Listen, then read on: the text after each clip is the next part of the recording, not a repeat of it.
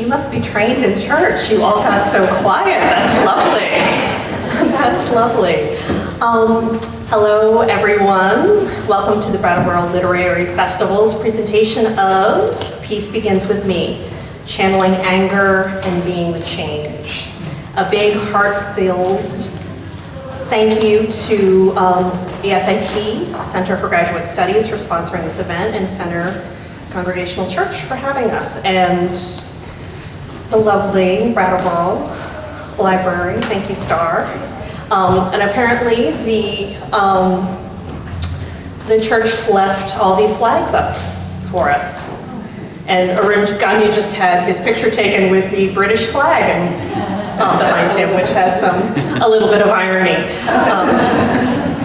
So I'm Kirsten Cappy. I'm a native of your fair city, and I'll be moderating this conversation tonight between Bethany Hegedus, Arun Gandhi, and Evan Turk. So my world, my profession, my love is connecting children's literature to communities. And tonight we're going to talk about two books, which may look very much to you like children's literature and children's books. But they are actually books for all ages that happen to be illustrated with absolutely stunning artwork. They're books for children, for parents, for educators, for activists, for all of us as citizens of the world. Now, the books cover the years of 1946 to 1948, when Arun Gandhi was 12, 13, and 14, and living on the Sevagram ashram in India with his grandfather, Mahatma Gandhi. Now, having been raised in a divided South Africa, Arun Gandhi came to the Indian ashram as both an insider and an outsider. He was the fifth grandson of India's independence and spiritual leader, but he was also a kid from South Africa who loved John Wayne movies. Now, despite Mahatma Gandhi being at the height of his influence in India and the world at this point, he still made time for his grandson Arun. And with these books, all of us as readers walk alongside Arun while his grandfather teaches him about violence, about nonviolence, about personal responsibility, and about transformation. So I'm going to introduce these three astounding individuals that have created the Grandfather Gandhi books together. Arun Gandhi, journalist, author, speaker, and as he signs his letters, peace farmer. From speaking alongside President Bill Clinton, to speaking in prisons, to speaking with school children, to college students, Arun teaches us that anger is an emotion for change. Arun's journeys take him around the world, recently to Croatia, France, Ireland, Holland, Lithuania, Nicaragua, China, Scotland, Japan, and throughout this United States. His adult work includes the beautiful book, The Legacy of Love. And is it too soon for me to say what's coming next? No. Okay. And in May, we will have another book for adults called The Gift of Anger, 10 Lessons of Grandfather Gandhi. We're also honored to have his son here, all the way from India. Welcome. And many friends. Bethany Hegedus is a children's book author and mentor to many, many other children's authors through her Austin, Texas organization, The Writing Barn, a lovely deer-filled, tree-filled space with fairy lights where a lot of the children's books that your children and you will read are created. She's also the new mother of the most beautiful baby I've ever seen, Tarun Arun Bakshi.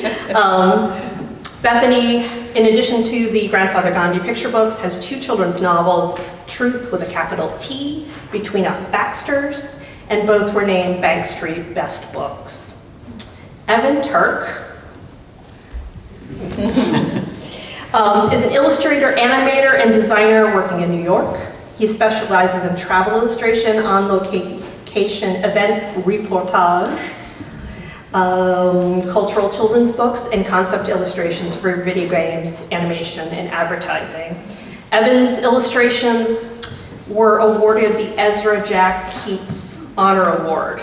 If you know The Snowy Day, which many of us were raised on, the estate of Ezra Jack Keats now gives a prize to the most promising illustrator. Evan got that prize for his work on Grandfather Gandhi.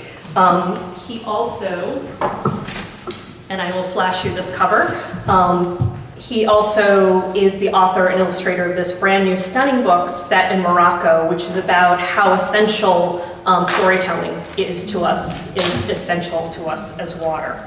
So maybe we'll give a Brattleboro welcome to these three creators.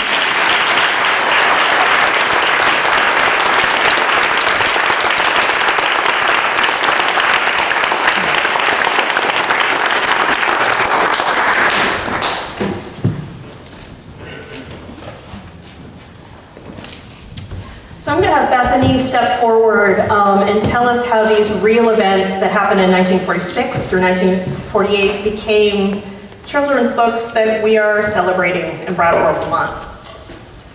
Good evening, everyone. Thank you for having us. So I came to these projects because of the events of 9/11.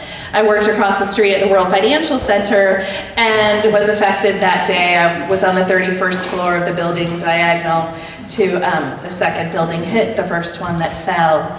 And I went to New York, I lived in New York City at the time, and I went to a talk that Arun Gandhi gave in October of that year in an effort to help myself heal. And when I'm out in schools and I talk to the kids, what I share with them is that, our country had a wound that like no Band-Aid could heal. And yet I heard these stories that helped me heal. And I felt that I was there that day for a reason, and I was there in the wooden chairs at the town hall in New York City, hearing Arun's words, sharing his stories that have become the basis for these books and the talks that he gives across the world. And I was a writer, but I wasn't published yet, and I didn't have an agent. And I turned to a friend of mine that I was sitting with, much like you all are sitting here today, and I said, these stories would make beautiful picture books. And of course, so that was 2001. And I share also too that, don't you ever get a great idea and then you think, ooh, I'm not the one to do that. You talk yourself out of it. So I woke up the next day, and I kept thinking these should be picture books, but and I thought I was going to have something to do with it, but how could I? I hadn't said hello to Dr. Gandhi. I didn't know him. I wasn't a Gandhian scholar. And finally, I thought to myself, if the Mahatma believed we were all one, perhaps his grandson will too. And so I reached out to him via email, and I sent him an email and kind of shared who I was and my situation with 9/11 and why I felt I was the author to help him bring these stories to children, or the writer. I wasn't an author yet. I was pretty bold. And he said yes. So the books come out of a place of deep wound for our country, and also the opportunity for deep healing. And unfortunately, we continually find ourselves in a situation in this country where wounds keep happening and keep opening, and hopefully these stories will keep addressing the healing and eventual deep healing that we can have so those wounds don't keep occurring. Would you be willing to read the first couple pages? Sure. So the book opens, as Kirsten says, at Arun's arrival. Actually opens with a letter from the Mahatma to his grandson, dated December 17th, 1945. Chai, Arun, I think of you every day, but especially today during silence. Do you spin carefully, at least 160 rounds daily? Is the yarn even? Do you yourself fix the spinning wheel? Do you keep a daily account? If you keep this one promise, you will learn a lot. Blessings to all of you from Babu. We arrived at Saragram, grandfather's service village, dusty and dirty. Father insisted we be taken straight to grandfather's hut. Bapuji sat serenely on the floor. I hung back, afraid to be in his presence. But Ella took my hand and we rushed to him. We bent to touch his feet, a sign of respect. Grandfather gathered us to him in a big hug. He smelled of peanut oil. Arun walked the entire way from the Wardaw station, Father said. Grandfather stood and smiled his toothless grin. That walk is a test of character. I am impressed. My heart swelled as big as a balloon. I had made Grandfather proud.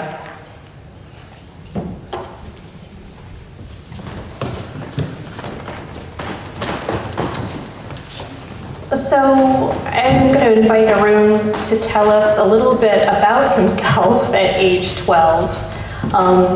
The next page goes on to explain that Arun said, felt that being a Gandhi was a lot to live up to. Yeah, I was born and brought up in South Africa, where my father, he was the second of 4 sons. And he was the only one who volunteered to stay on and continue his grandfather's work. And so we were born there and brought up there in South Africa at a time when there was a lot of prejudice and hate because of the color of skin. And we were hated by the whites because we were brown, and hated by the blacks because we were not black enough.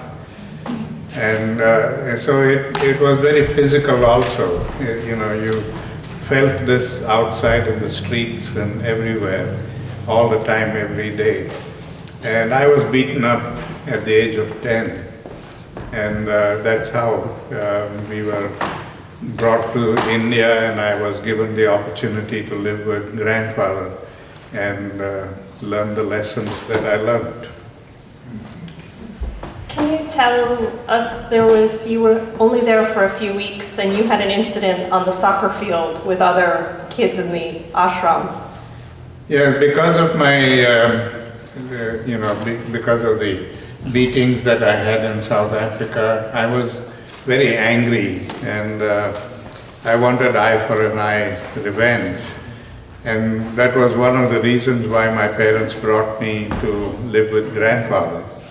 And this incident happened just a week or so after I arrived in Sevagram, and I found a few friends living in and around the ashram, and we started playing soccer and having fun together. But I was always an outsider, because I couldn't speak their language. I hadn't learned any of the Indian languages, and so I couldn't speak their language properly, and what little I could speak was with an accent. And they would always tease me about it and laugh at me, and so it wasn't a very pleasant thing. But then one day we were playing soccer, and one of them tripped me while I was running with the ball. And that anger and that frustration that was within me came out, and I picked up a stone to hurl at him. And that's when, some of the things that my parents had said came to my mind, and I didn't throw the stone at him, but I felt very hurt, and so I just dropped the stone and went crying to my grandfather. And that's when he gave me the first lesson in understanding anger and being able to use that energy constructively. And what was the lesson? What imagery did he use? Well, he told me that anger is like electricity. It's just as useful and just as powerful, but only if we use it intelligently. But it can be just as deadly and destructive if we abuse it. So just as we channel electrical energy and bring it into our lives and use it for the good of humanity, we must learn to channel anger in the same way so that we can use that energy constructively for the good of humanity rather than abuse it and cause death and destruction, which I thought was a very unique way of approaching anger, because today we are so ashamed of anger that we don't want to talk about it, we don't teach it, we just allow everybody to find their own way of dealing with anger, and that's why all of us end up abusing it. But when Grandfather told me that anger to the human being is like fuel to the automobile. If you don't put fuel in the automobile, it's not going to run. And so if we don't have anger within us, we are not going to do the many things that we are expected to do. So what we should be ashamed of is the way we abuse anger instead of learning about it and using that energy constructively.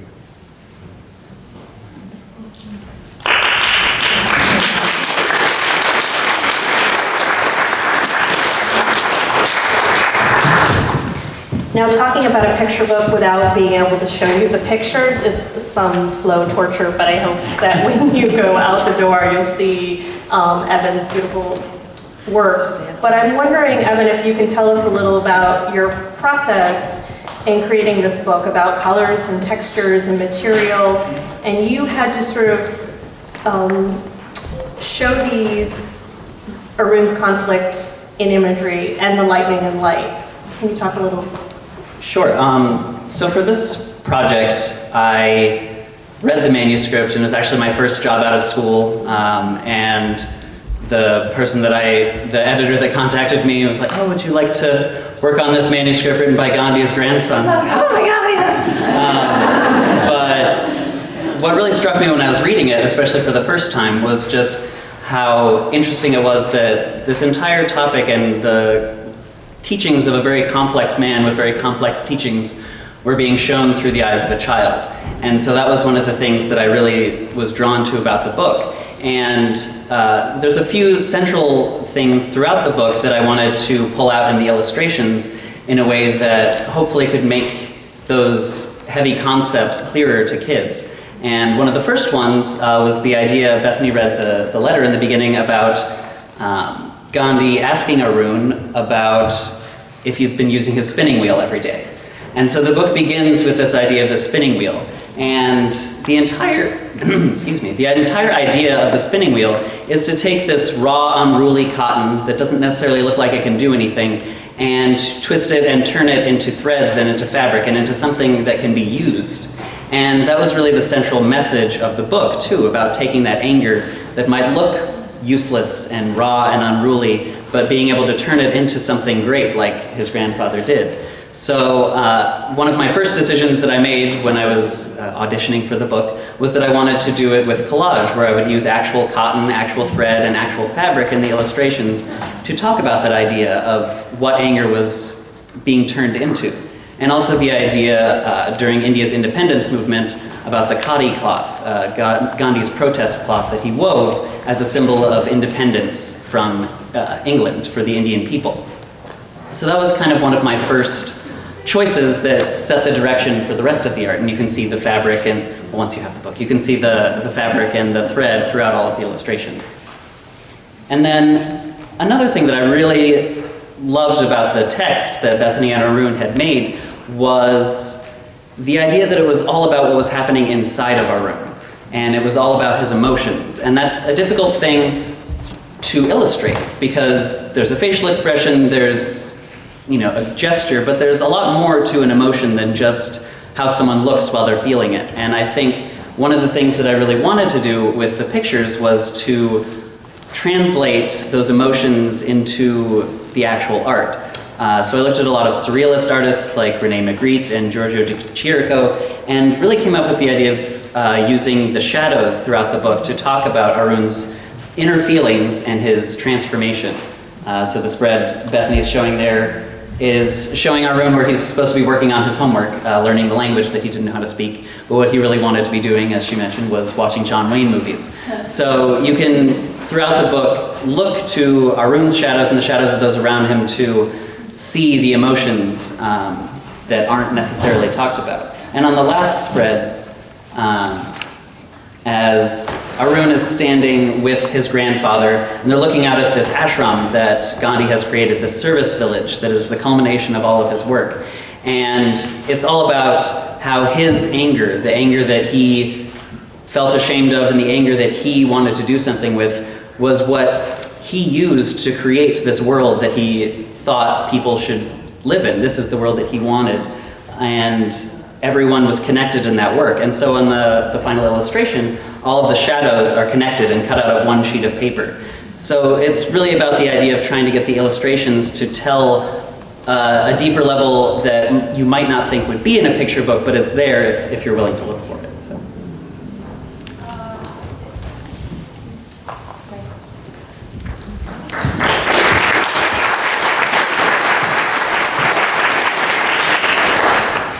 We really should have 4 pulpits. So thanks for, well, we switch around.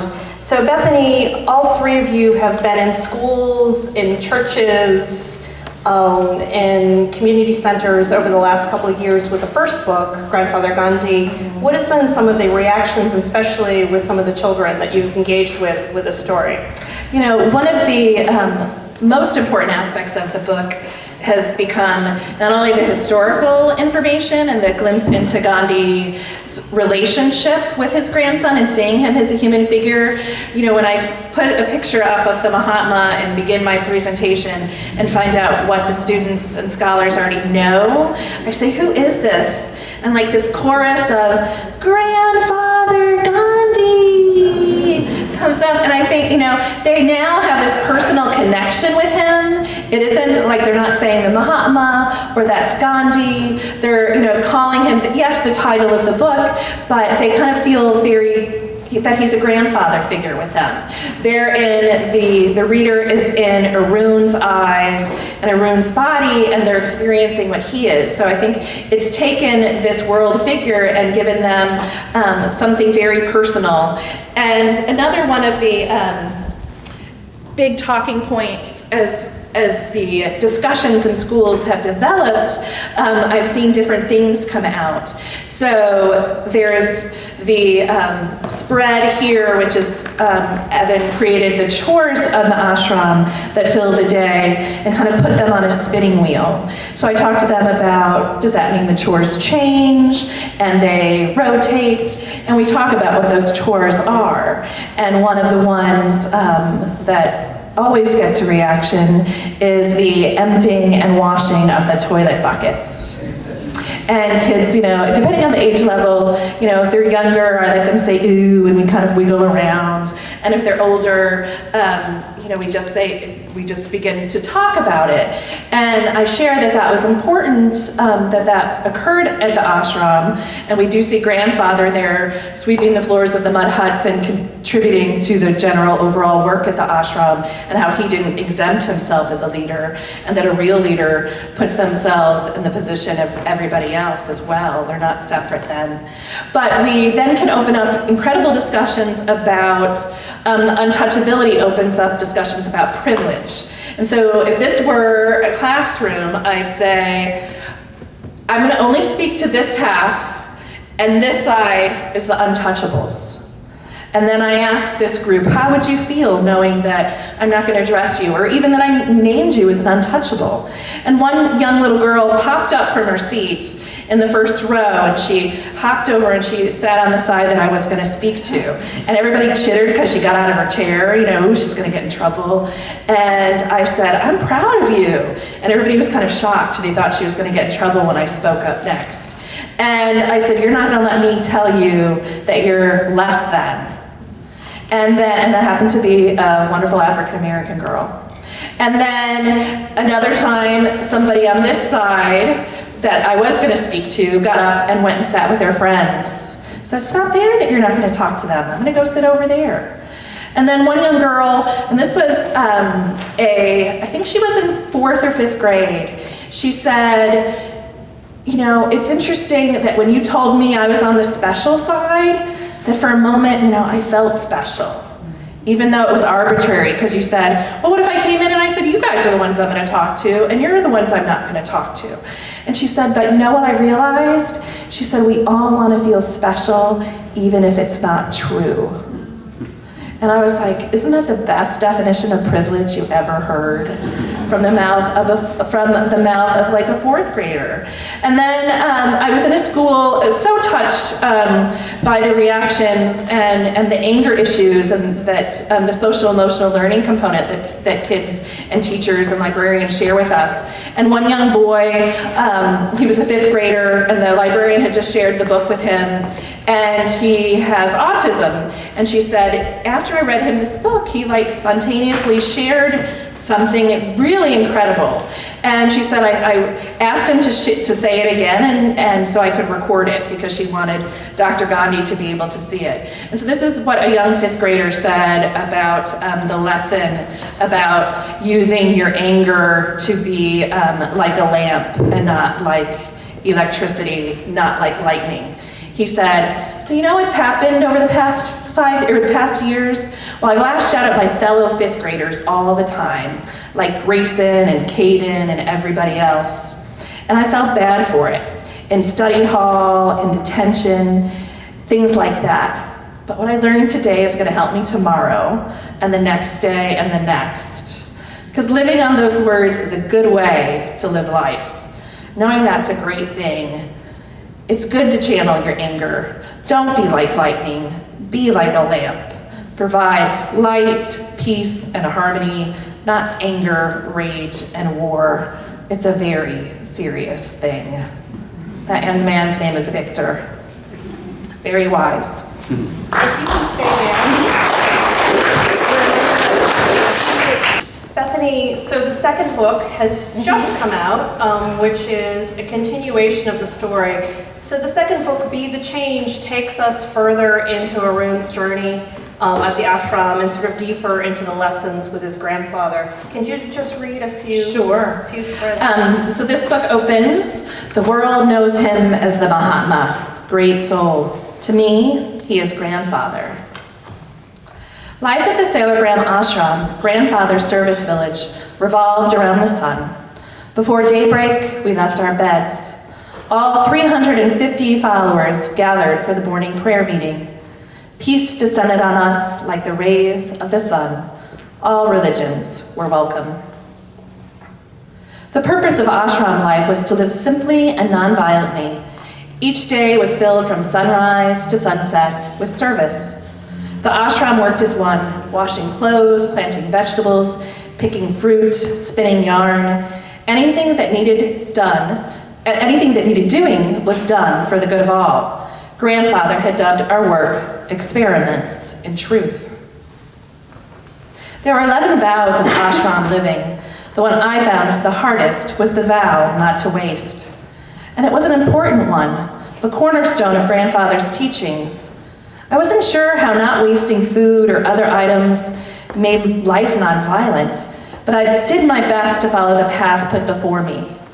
Bapuji said I would understand in time, but I had already lived at Salagram for more than a year.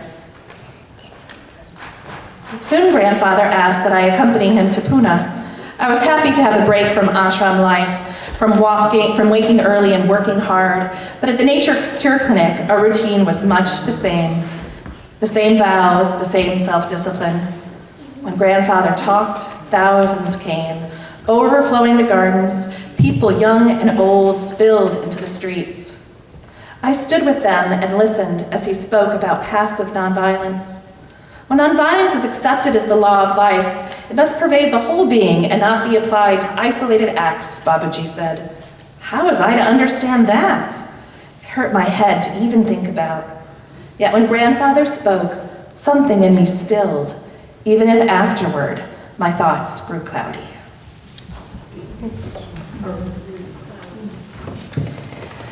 So one of the 11 vows of ashram living was the vow not to waste. And you didn't understand how wasting food or other items was related to nonviolence. In the book, you tell of a day when you got tired of understanding and you wasted something on purpose. What did you do as frustrated young Arun? Well, you know, like everybody else, I always thought that nonviolence is not fighting. That if you're not fighting in the streets or if you're not at war, that's enough. But when Grandfather talked about not wasting and all that, I just couldn't understand how that could be, you know, violence or non-violence. And one day I was coming back from school and I had a little 3-inch pencil in my hand and I thought I deserved a better pencil. This is too small for me to use. So I just threw the pencil away because I was so sure that Grandfather would give me a new pencil when I asked him for one. But that evening when I met Grandfather and asked him for a new pencil, instead of giving me one, he subjected me to a lot of questions.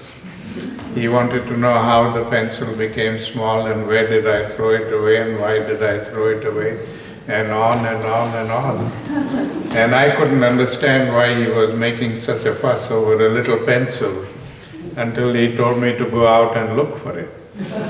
And I said, you must be joking. You don't expect me to look for a little pencil in the dark? He said, oh yes, I do. Here's a flashlight. And I must have spent about 2 hours searching for that pencil, and when I finally found it and brought it to him, he said, now I want you to sit here and learn 2 very important lessons. The first lesson is that even in the making of a simple thing like a pencil, we use a lot of the world's natural resources. And when we throw them away, we are throwing away the world's natural resources, and that is violence against nature.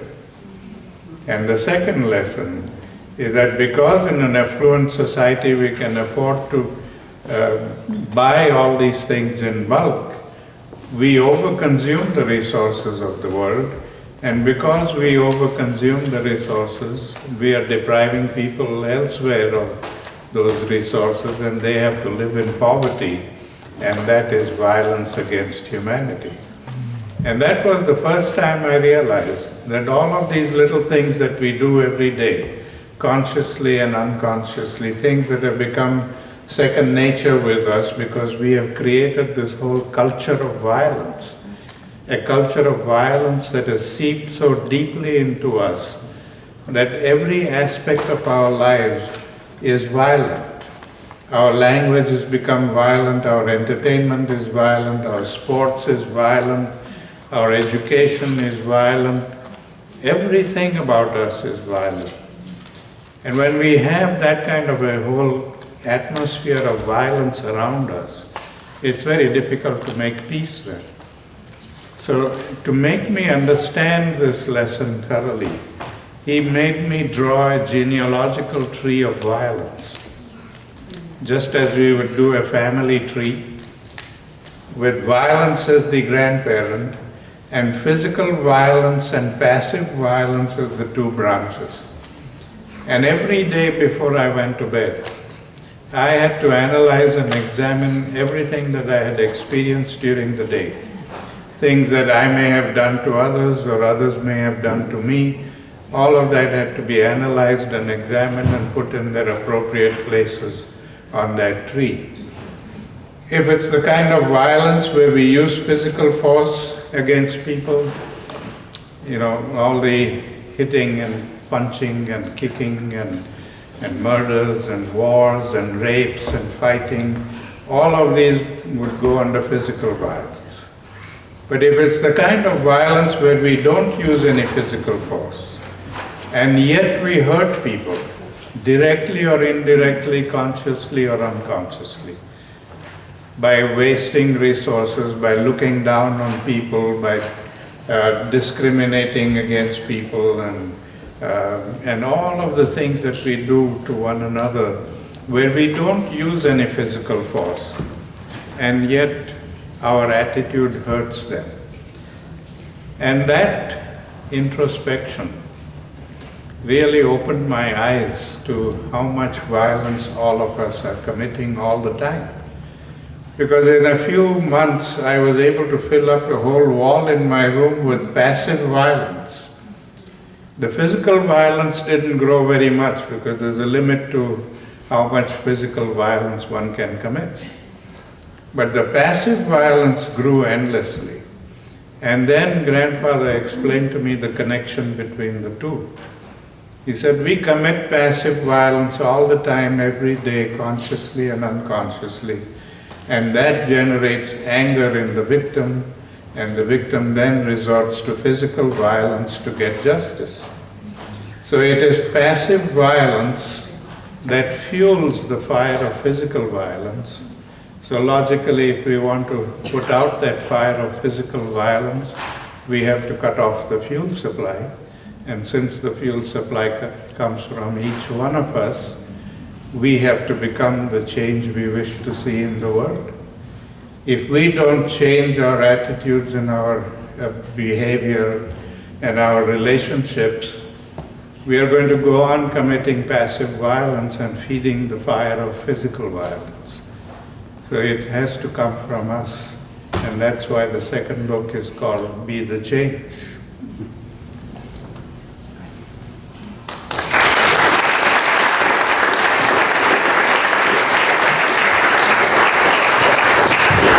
I have just a few more questions for these three, and then I'm going to ask you what you would like to know.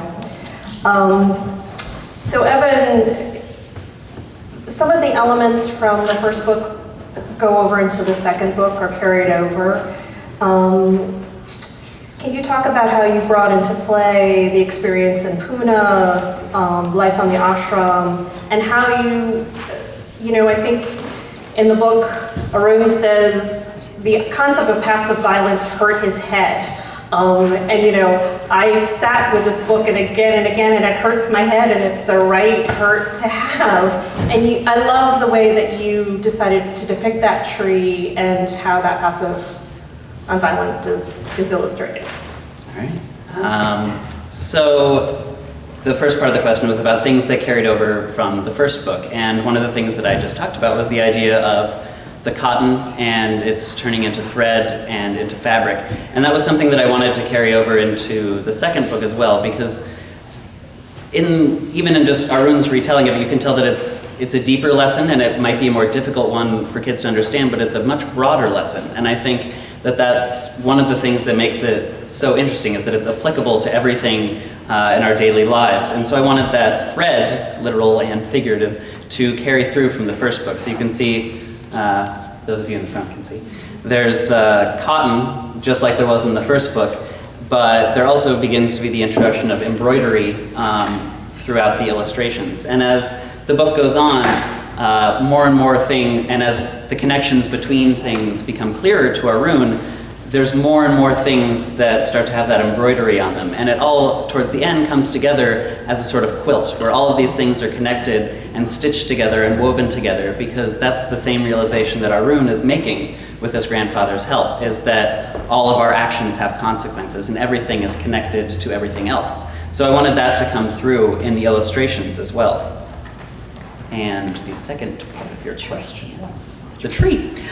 So another visual cue that I wanted to have throughout the book begins here as Arun is learning about the ashram vows and the vows of living in Sevagram. And even those of you who can't see the book can see that it's all made up of squares. And it's these rigid boxes. And here Arun is seeing all of these rules that he has to follow and all of these things that he's expected to do, but he's not able to see the connections between them. And so here, as his grandfather is talking, we see the repetition of those same squares. And then as we go towards the lesson that Arun is learning about the pencil that he threw away, we can see the squares again and all of the connections between them, as his grandfather is explaining how one little pencil can impact so much in the world. And that comes back again as Arun begins to build that genealogical tree that we see here in full bloom, with the passive violence on the right side and the physical violence on the left side. So it's all of those connections that he's now understanding how the littlest action is connected to the biggest action. And so you can see that in the illustrations as well. And then you also mentioned the idea of the hurt and the confusion that Arun was feeling. Because again, this is a story about a child, an adolescent, who's trying to understand these big concepts. And one of the words that they used, that Bethany and Arun used, was, "Yet when grandfather spoke, something in me stilled, even if afterwards my thoughts grew cloudy." So during this story, it takes place at the monsoon season in India, where there's a great swelling of clouds over months, and the clouds get darker and darker, and throughout the book, the clouds begin to roll in as well. And as Arun is struggling more and more with these concepts, we see the clouds begin to build. And it's at the point that the monsoon breaks in the rainstorm, that's when he begins to learn the lesson from his grandfather. So again, it's just kind of following these few visual symbols to get a deeper look at the text.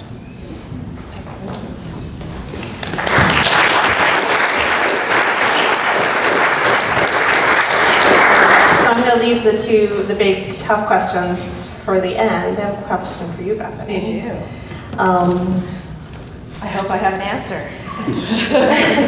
So you're about to hit the road even this week, and a lot of school visits ahead of you the rest of this year into next. So how can children be the change, and how can any of us in the room be the change? Ooh, that is a big question. With the first book, we created a pledge called the Live Your Life as Light Pledge. And one of the components of that was to use your own tools and talents. And because for me, the pledge came out of the experience of writing the first book, and when I looked and had experienced terrorism on a very personal level, which I shared about, I realized, it's such a huge problem. You think, what can I do? And I realized I could use my own tools and talents, which was writing, to share these stories with the world. And I think we each have our own personal who we are, and if we can bring who we are to what bothers us personally, we can make those changes. And that's when one person can make a difference, and then the ripples go out. And when I talk to kids, there's and have done so, and I'm going to be doing so, kid activists, there are tons of them out there. And Marley Diaz is one of them. She's the girl who started 1,000 Black Girl Books. And she saw that, people that looked like her were represented in books, and they were always about boys, white boys, and dead dogs, was her feeling. And so she started a mission, and she has been on, Newsweek and the Today Show, and met all of these wonderful authors, and has had more than 1,000 books. I believe at this point it's 10,000 books sent, and representing girls like her, and that are going out into the schools. So I'm going to ask kids, that's something that bothered her, that made her angry, just like we talked about in the first book, and then she went and did something about it. And what she did didn't just change her life, it changed other people's lives. What I did didn't just change my life getting to work on these books, it's changing other people's lives. And in that way, we can be the change. And so I say start there. Start with what bothers you, start with what you care about, what you're good at, and then go for it. That's what I say.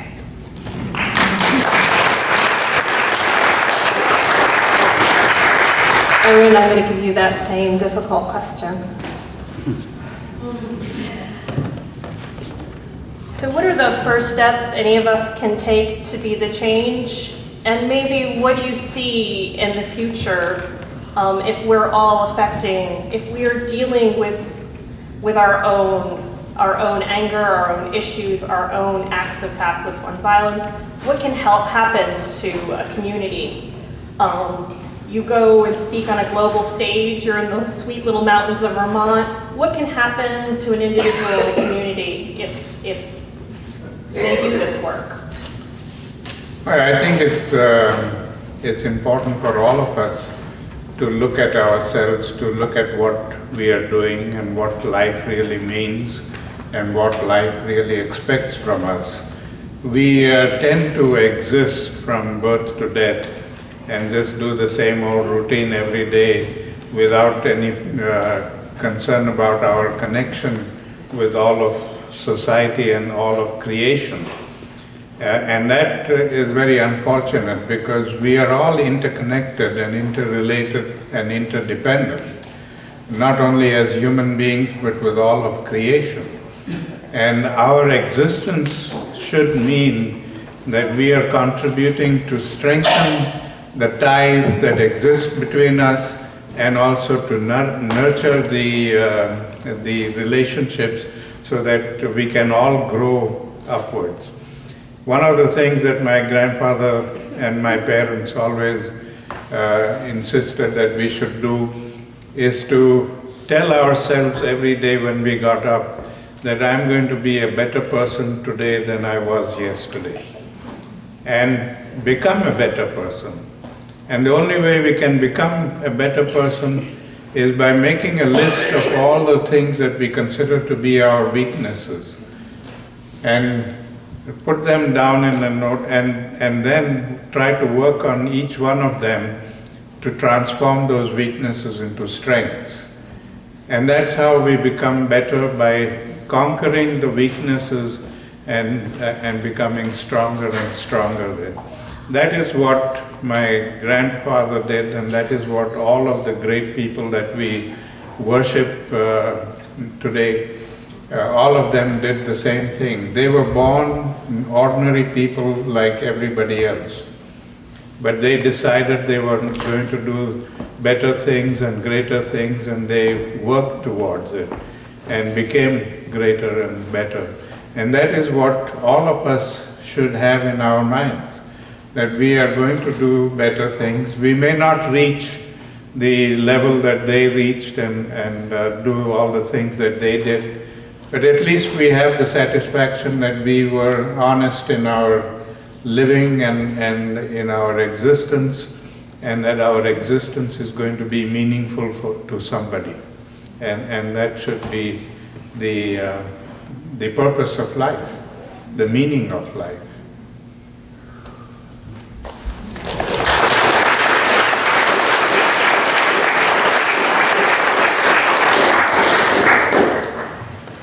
Now, the very clever, our good friends Sophia and Tanya handed out pledges as you came in the door. And maybe it's because my mother is a minister who has actually stood at this pulpit, but I thought maybe we could recite it together.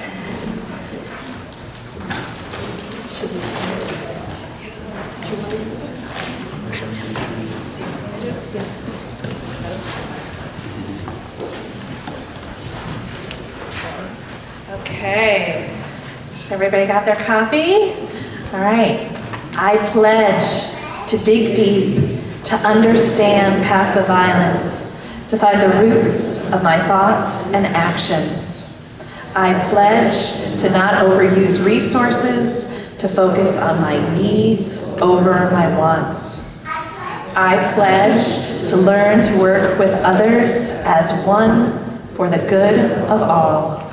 I pledge to be the change I wish to see in the world. Who's the little one saying I pledge? Good job. We'd love to take any questions that you have for any of us on the stage. Yes? Thank you for the small You're welcome. Don't throw it away until it's used up. There is a white table on your way out the door, and there's a whole box of little yellow pencils, and we encourage you to take them and create art, make plans, make your list of weaknesses, your list of strengths, and start that work. Yes. Oh, I've actually got to go, but I'd like to shake Mr. Gandhi's hand. Can I do that? You can absolutely do that. Well, I'm stronger.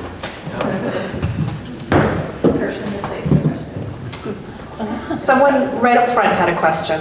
Yes. I wondered if Evan could talk a little about this book here, The Storyteller. Thank you very much. The she would like to know if you talk a little bit about the storytelling. Sure.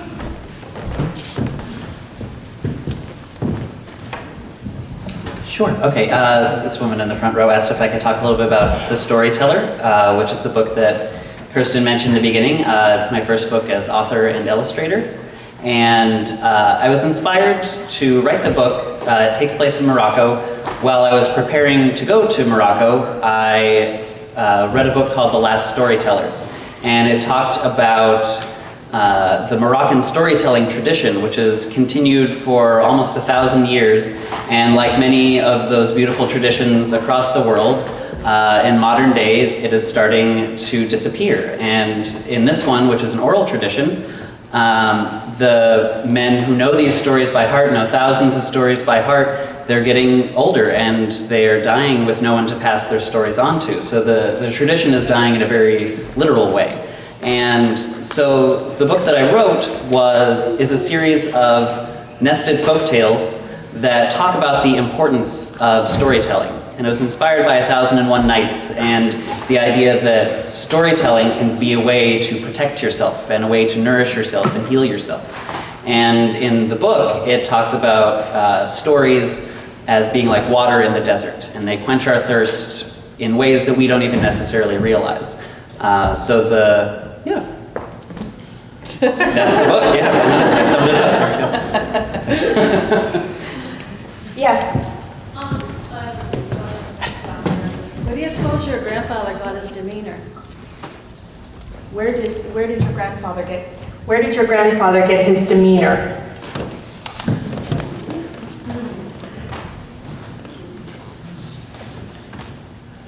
I think strangely it came out of something bad and unfortunate. And when the photograph was taken with this British flag over my shoulder, I thought it was very appropriate, because in some ways it was British colonialism, both in South Africa as well as in India, that made Gandhi what he became. When he suffered the injustices in South Africa and also in India, and decided that he needs to do something to change that. But he wanted to change in a friendly way. He didn't want to change in a punishing way or in a violent way. And so the whole concept of nonviolence evolved.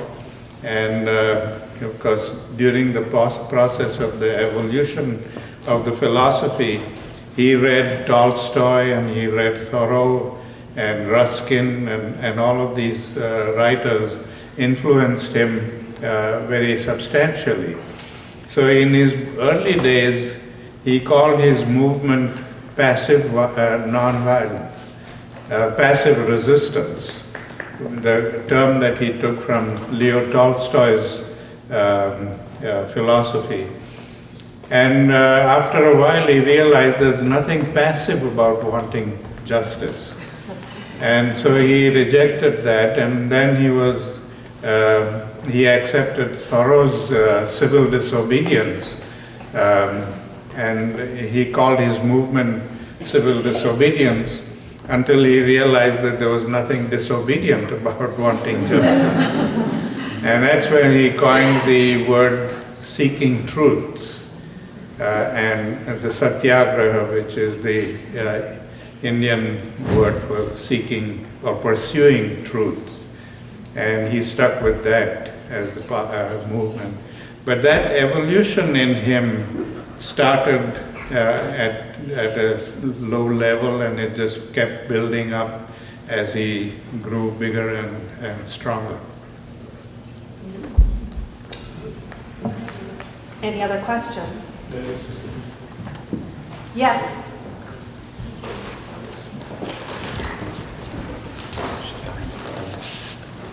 Someone is behind a pillar that I can't quite see. Yes, hello. Would you be able to speak to the fact that in our time we have to deal with corporate media? And I'm not doing a lot of reading on cognitive science and brainwashing, but enough to understand there are concepts being studied and disseminated on how to manipulate opinions, behavior, and they do this with brain research. And it's concerning because it involves a complexity of passive behaviors and verbal radical violence in a combination which can be subtle. However, it's just that I haven't had experience traveling recently, so I can't, say this, but I know it exists in America. Some of these things. Could you speak to the fact that we have to deal with corporate media, which I have, I went on a Honey's and I have not this for 2 years. And I find an incredible difference in not being inundated. I'm going to try and paraphrase your wonderful question. So this is a question for Arun about corporate media and perhaps some passive violence happening in corporate media of people not getting the information they need, not seeking the information that they need. Does that, and manipulation of us by corporate media. Perfect, yes. Yeah, that's a wonderful question, and it requires a whole lecture on that. But to put it briefly, we are being manipulated not just by the corporate media, but by everybody, by the politicians, by business people, by media, and everybody exploits us. And the reason for it is we have adopted a materialistic way of life. And materialism and morality have an inverse relationship. When one increases, the other decreases. And the more materialistic we become, the less moral we are. And in that kind of an atmosphere where people want to exploit each other, people want to, we are governed by greed, we are governed by power, and everybody wants to get into power, or everybody wants to get the biggest share of the pie. And so they'll do anything to get it. And that means that they have to control the people.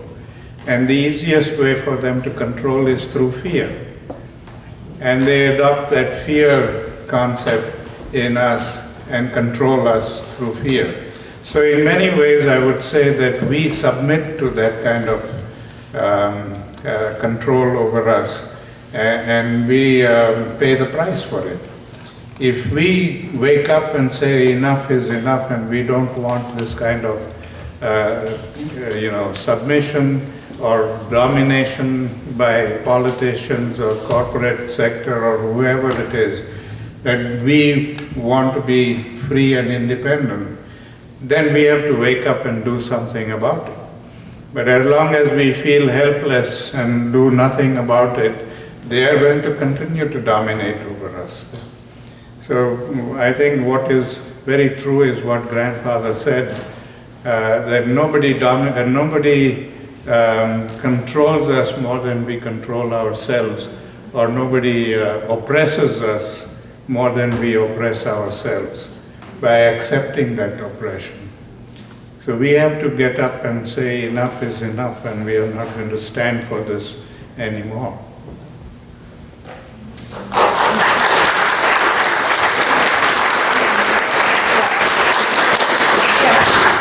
Dr. Gandhi, I understand that Bayard Rustin got Martin Luther King to study your grandfather's movement.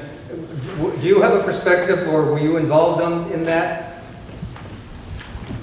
No, I know it is a fact that he did introduce Gandhi to Dr. King, but at that time I wasn't here in the United States and I didn't have the opportunity to meet with Dr. King, so I had no role in that effort. But I do know that after the success of the Montgomery bus boycott, the Indian government invited Dr. King and some of the leadership to come to India and learn about nonviolence from people who had worked with my grandfather. And they were given being the state guests for 1 month, and they went to India and went to all of the places and met all of the people. And one particular incident that is very moving and touching is that there is a house in the city of Mumbai which my grandfather used whenever he passed through the city. It was somebody else's home, but he used that whenever he was passing through. And there's that one room on the second floor that he occupied every time. And now, after his assassination, that entire house has become a museum and a library. And the room that he occupied is left in the same way as it was furnished at that time. And nobody is allowed to go inside. The room has been walled up with a glass wall, and people can look into the room, but nobody can go inside.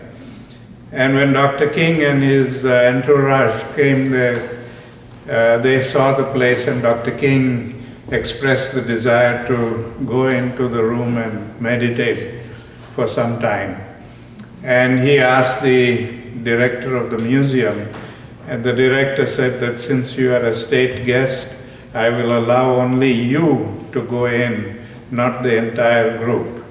And so he dismissed the group and told them to go and do whatever they had to do, and that he was going to sit in the room and meditate. And he sat there and meditated, and then it was time for the museum to close, and he wasn't showing no signs of getting out of the room. And so the director went to him and said, "When are you going to leave? We have to close up and go home." And he said, "I'm not leaving. I'm going to spend the night here." And the director was aghast, and she said, "We don't have any room for you to sleep and facilities for you to use. How can you sleep? This is a museum here." And he said, "Well, if Gandhi could sleep on the floor, I'm going to sleep on the floor. And if he could stay here, I'm going to stay here. So let's not argue about it. I'm staying here the night." And he ended up staying the whole night and got up the next day at about 9 o'clock, and then he came out of the room and he announced that now I feel spiritually strong enough to go back and lead my people in the civil rights movement.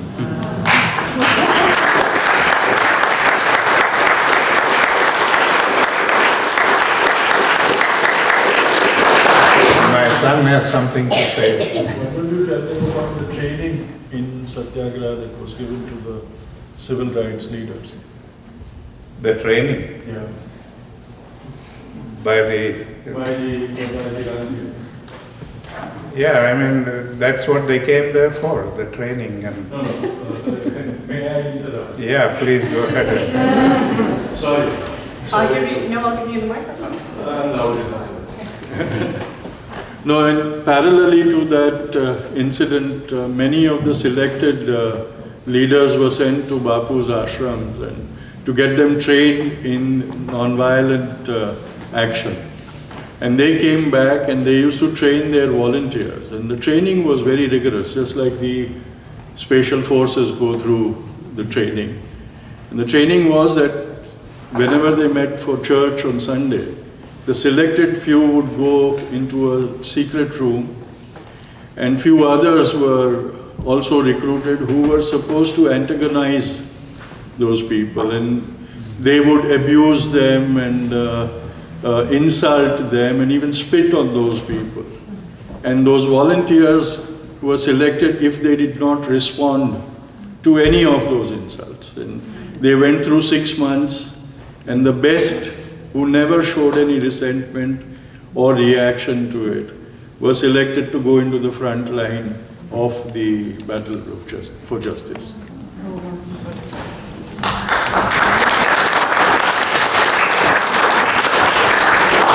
I think we have to close. I'm sorry.